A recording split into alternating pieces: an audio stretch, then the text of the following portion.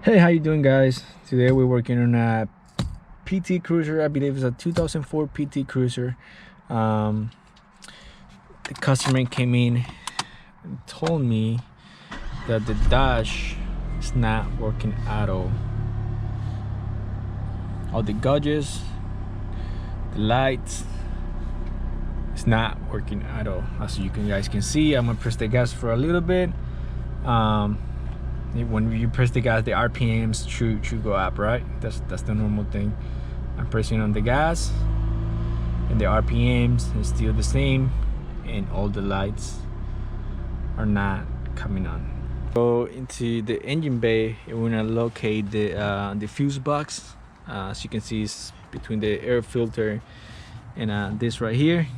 We're gonna take the cover off, and we're gonna locate the interior light. In this case, it will be 14. It's a 10A IOD CCN interior lining. If you looked at the fuse box, it should be this one right here. This one right here. We're just gonna unplug it. You put it back. We're gonna check it out and see if it's not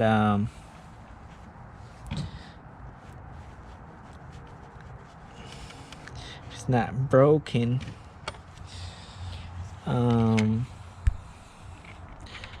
As you see, it's not broken, so it should be good. Then put it back. It should be working now. Just press down. Alright. If your fuse if that little thing is broken, you need to change the fuse. But in my case, it wasn't. Oh, there you go. The dashboard light is on. I'm gonna turn on the car and see. Yep, everything's working. All right, that's it, guys. It's that simple. So you don't have to go to a mechanic. Now I'm gonna press on the gas and see if the RPMs go up. Yeah, there you go. The RPMs are going up. All the lights.